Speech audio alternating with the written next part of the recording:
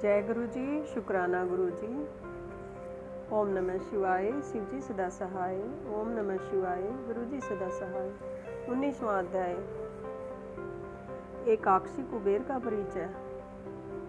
ब्रह्मा जी ने कहा, जब मेरा पहला पद्म कल्प हुआ था तब उसमें मेरे मानस पुत्र पुलत्स्य ने विशर्वा का जन्म हुआ। उसके एक वैश्रवण नाम का पुत्र हुआ जिसने अलकापुरी को भोगा और उग्र तप द्वारा शिव जी का शंकर जी की आराधना की। उस समय मेघवाहन कल्प प्रारंभ हुआ था।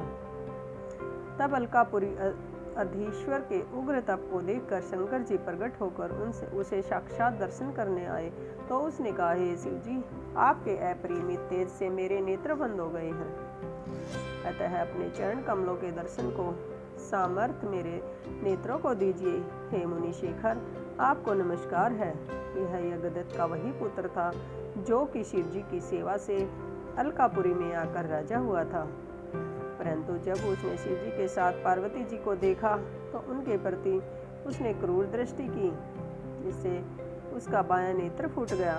शिव जी ने पार्वती जी से कहा, यह तुम्हारा पुत्र है, तुम्हें क्रूर दृष्टि से नहीं देखता है, किंतु तुम्हारी तपस्या की प्रशंसा करता है, अतः मैं इसे निधियों का स्वामी बनाता हूँ। यह गुहकों का ईश्वर होगा। ऐसा कहकर शिव जी ने उसे धनपति बना दिया और पुनः उमा से मिलाकर यह कह दिया कि जाओ, आओ, यह तुम्हारी माता है, इनके चरणों में प्रसन्न चित्त से प्रणाम करो।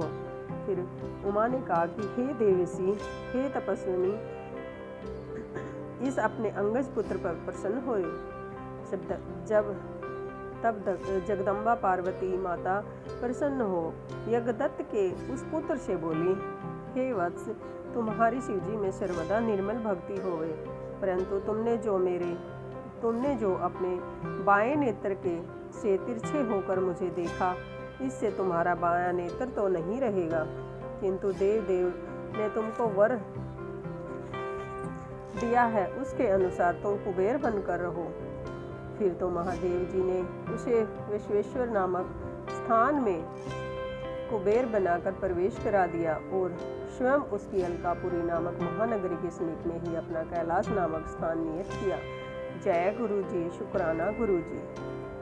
ओम नमः शिवाय, शिव जी सदा सहाय। ओम नमः शिवाय, गुरु जी सदा सहाय। महापुराण का जय गुरु जी, शुक्राना गुरु जी। ओम नमः शिवाय, शिव जी सदा सहाय। ओम नमः शिवाय, गुरु जी सदा सहाय। 20वां अध्याय, कुबेर और शिव का सखा भाव वर्णन। ब्रह्मा जी बोले, हे नारद, अब तुम वह व्याख्यान सुनो जिस प्रकार कुबेर कैलाश पर्वत पर तप करने आया और उसके तपोबल से शिव जी वहां पहुंचे।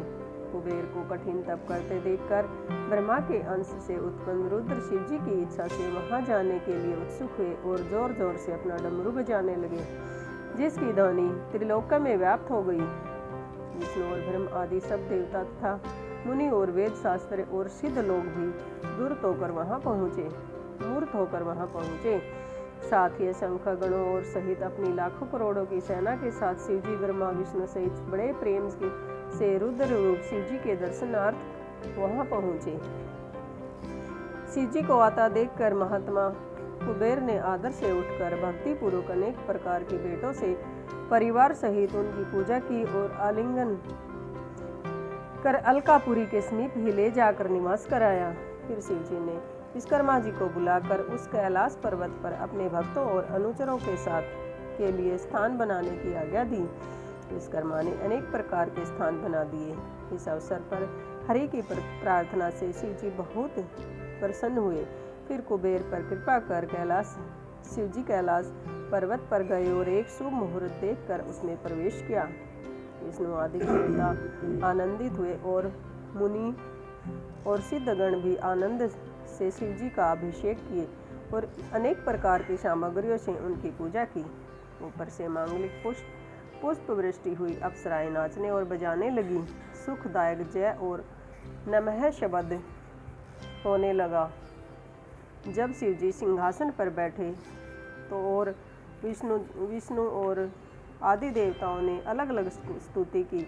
शिवजी ने सबकी मनोकामनाएं पूर्ण की।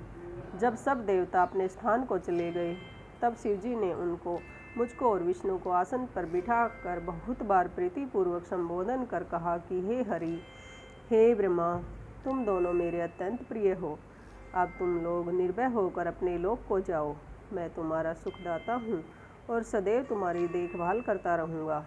हम दोनों अपने अपने स्थान को चले आए। इसी प्रकार प्रसन्न होकर शिवजी ने कुबेर के पास आकर उनका हाथ पकड़कर कहा कि हे मित्र, मैं तुम्हारी मित्रता से के वशीभूत हूँ। तुम भी अपने स्थान को जाओ। हे निष्पाप, मैं तुम्हारा सहायक हूँ। कुबेर जी शिवजी की आज्ञा से अपने स्थान को आए।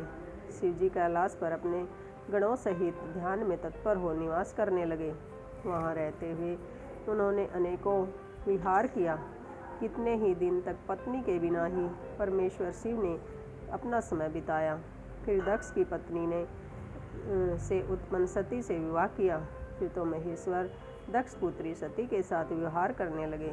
लोकाचार में प्रयाण होकर शिवजी और सुखी हुए। हे मुनियों, यह रुद्र अवतार और शिवजी का कैलाश पर आगमन, उनकी कुबेर के साथ मित्रता मैंने वर्णन की।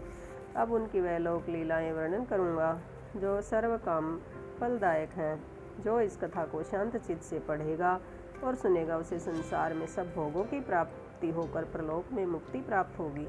जय गुरु जी, शुक्राना गुरु जी। ओम नमः शिवाय। शिवजी सदा सहाय। ओम नमः शिवाय। गुरु जी सदा सहाय। शिव पुराण का 20वां अध्याय समाप्त।